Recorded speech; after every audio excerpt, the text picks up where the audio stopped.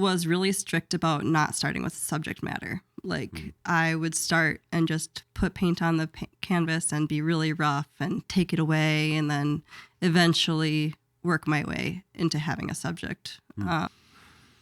Hello and welcome back to this week's episode of the TF Cast. My name is Willis and we are coming at you from the Solarium on December 28th. And I am your host, Jacob Bases, and we are so pleased to present Theresa Crozier, who is here to talk about her opening show. It's a joint show called Lady to Lady at the 410 Project. Theresa, will you introduce yourself, talk about your show, and what's going on over at the 410 Project later on next month? Sure. This is a joint show with a friend of mine named Jenna. And we are showing our work together because there's a lot of contrast. She works digitally and I paint, but we both do portraits and we both are very playful artists, and we like a little mystery to our artwork. So it's going to be on January 27th. Can I show you the poster? Yeah. Pop it up. Point it at that camera. Here's the poster. Jenna designed it. Very, very talented woman. And so that's going to be on January 27th from 7 to 9. That's the opening. And it's going to be up until February 11th. Which makes it perfect timing to buy a painting for your sweetie. It is Valentine's Day. It's coming right up. I hadn't even considered that.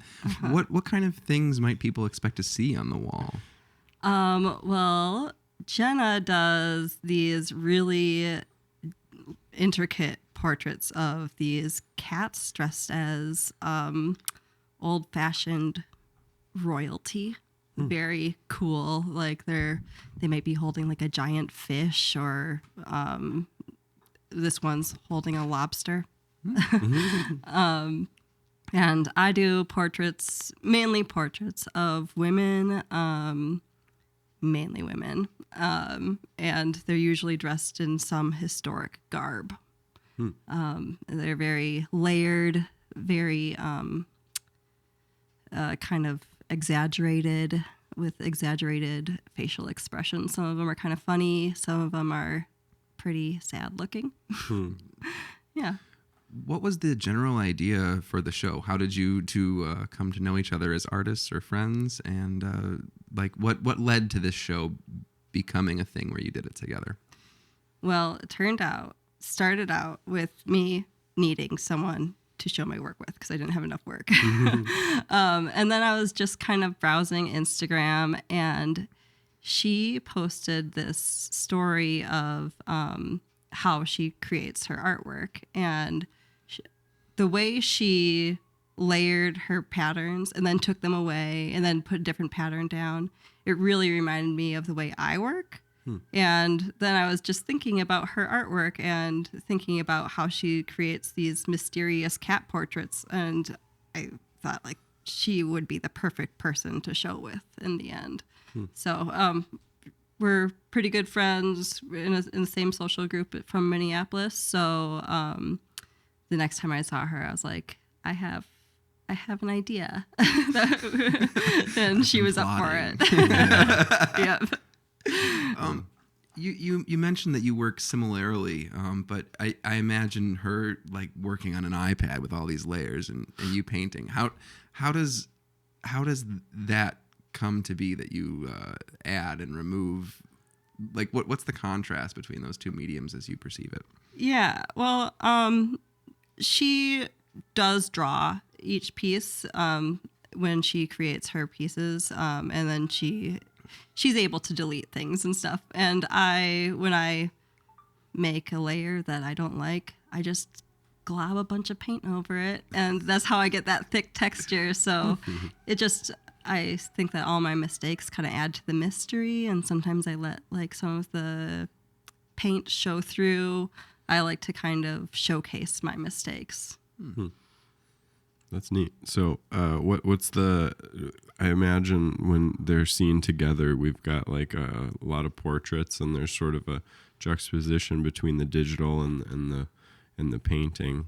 Have you shown together with Jenna? Jenna was her name? Yeah. Have you shown together with Jenna before, or will this be the first time? This is going to be a first time. Oh, cool. And I'm excited because she is like a planner. So I think she's going to really help me make it all look really good. Nice. And have you been at the shown at the 410 before or anything? Is this your first show entirely?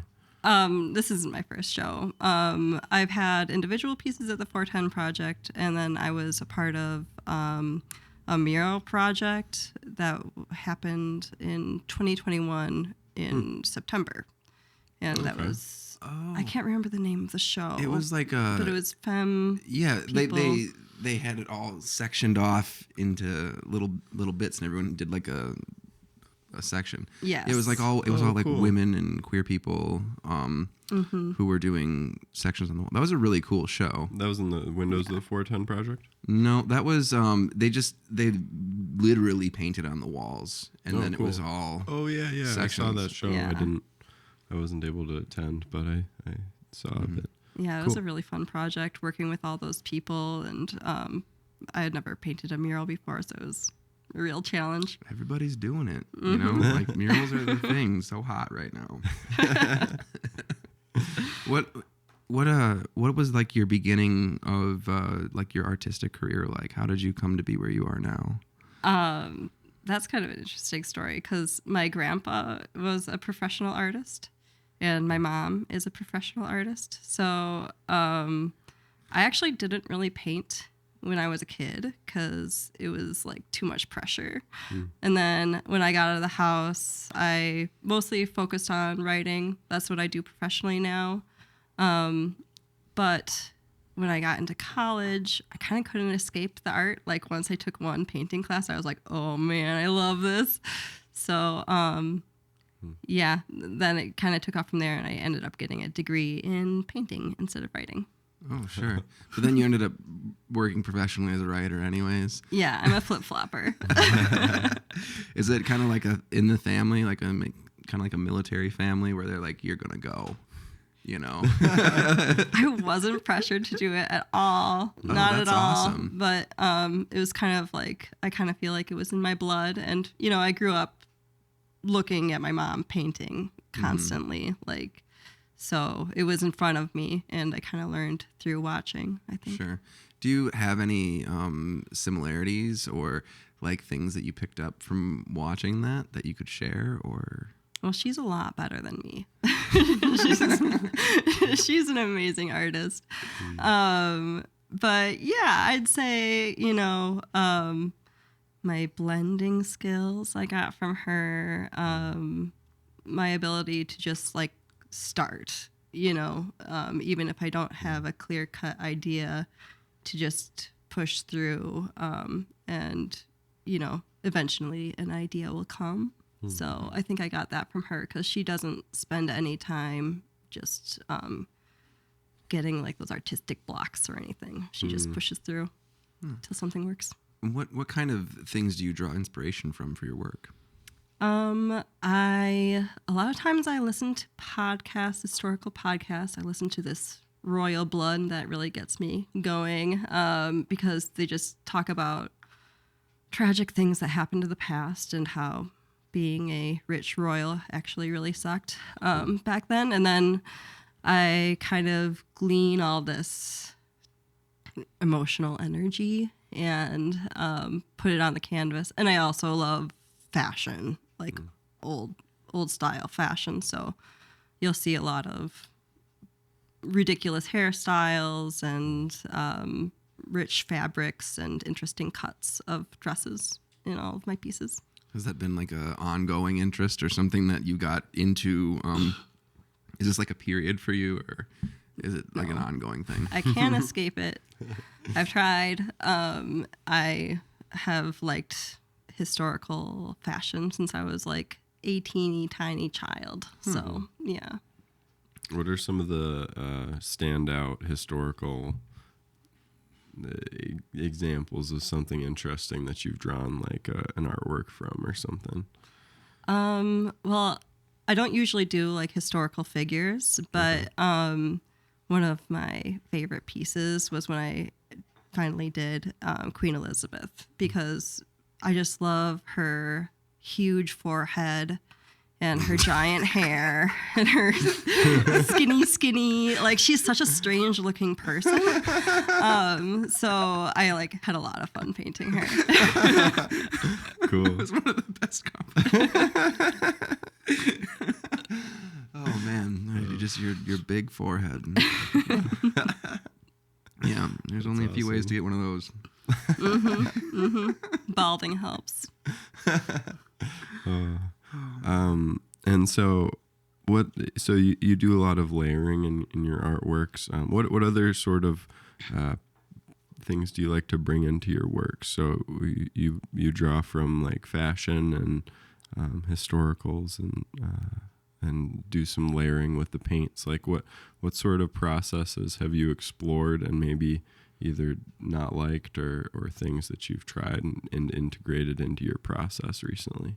Yeah, well, back in the day in college, I was really strict about not starting with subject matter. Like I would start and just put paint on the canvas and be really rough and take it away, and then eventually work my way into having a subject.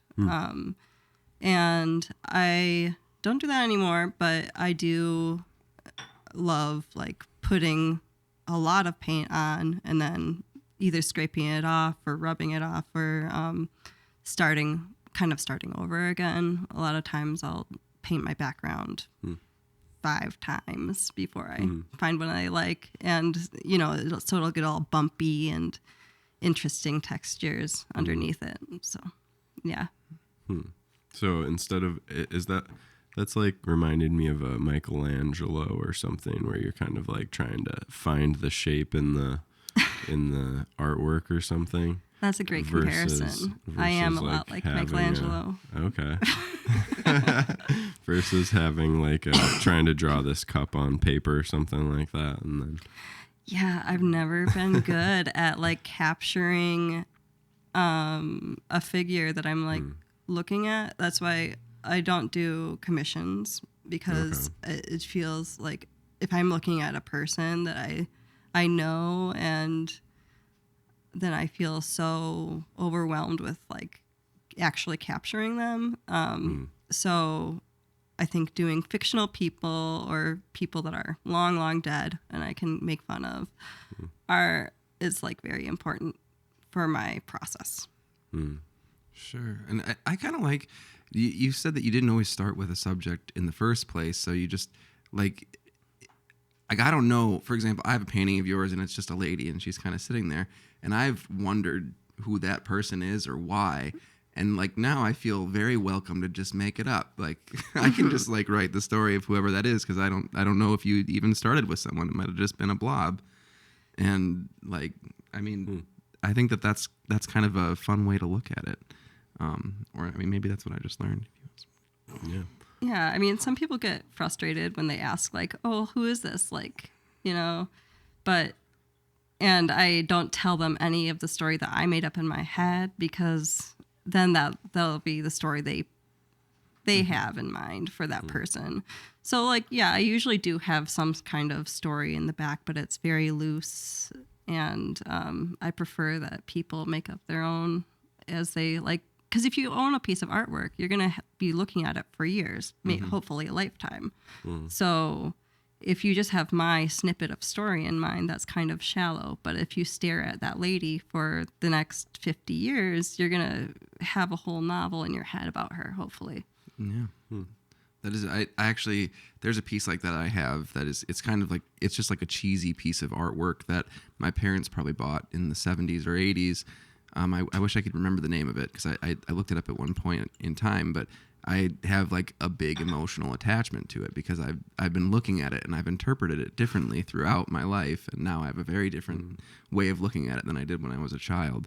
But I couldn't let that one go, and it's probably, I mean, it's not like department store art, but it's pretty close. It's just a print of something. So I mean, that's kind of fun, and I don't think I understood exactly what you meant when you were talking about being mysterious earlier, but I don't know if that's what you're trying to tie in when you say that, but I think it makes sense to me now. Mm-hmm.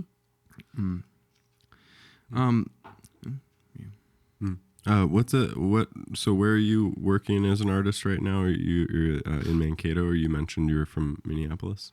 I'm working in North Mankato. Oh, cool. Yep. How long have you been like around this area doing that kind of thing?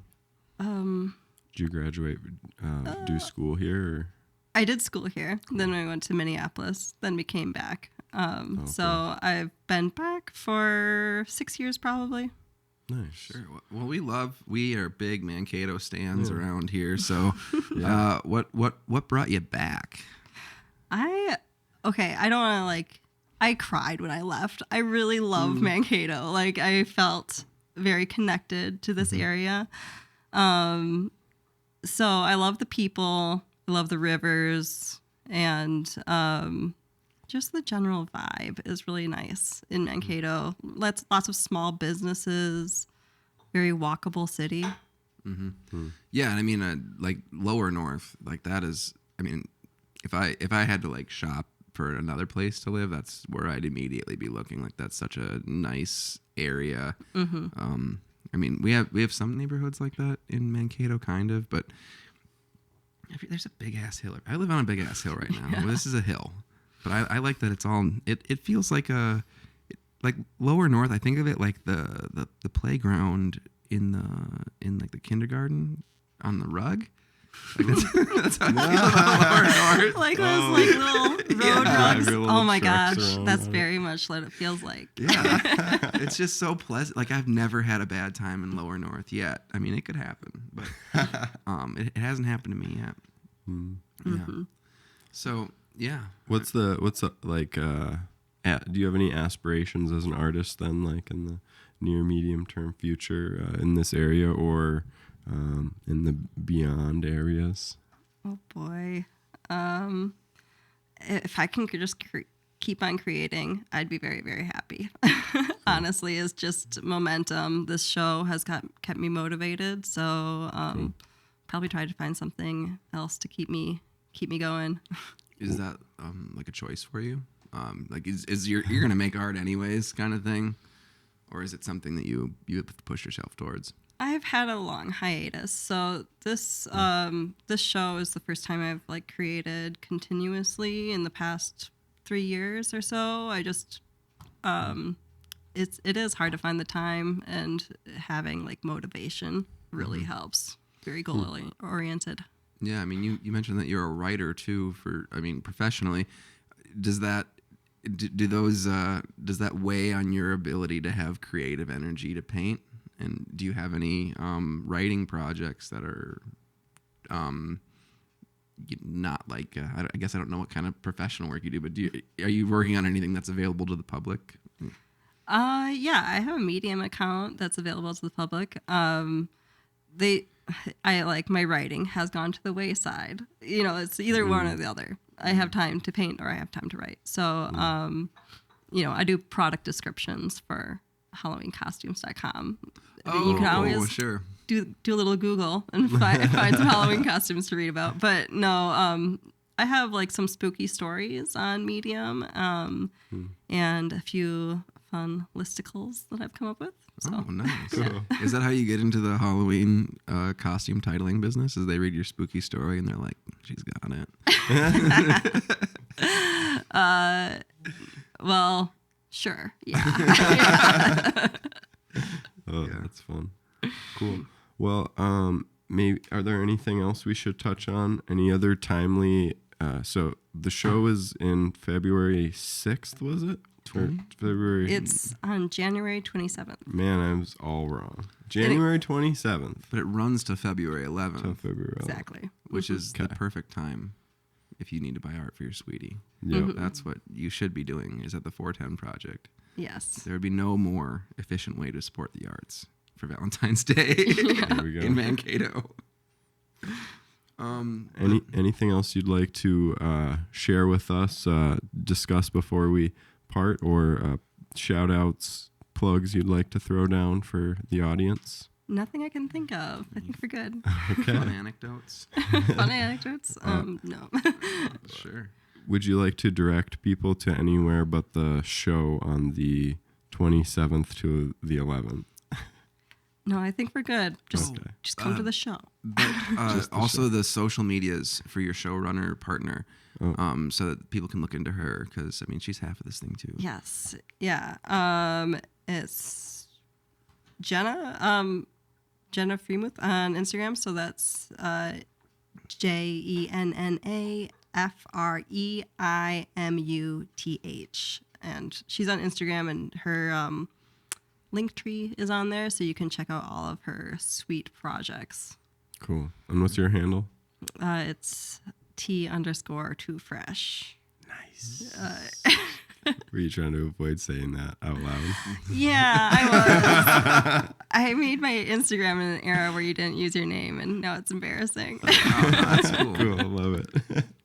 All right. Well, thanks for joining us on the show. It was great to chat with you, and look forward to seeing the show. All right. Be cool. Thanks for coming on. Thank you so much. And we're clear. Oh, we didn't clack, man. Do you want to do it now? Is it still running? It's still technically recording. Oh yeah, we'll clack from the back. Wait.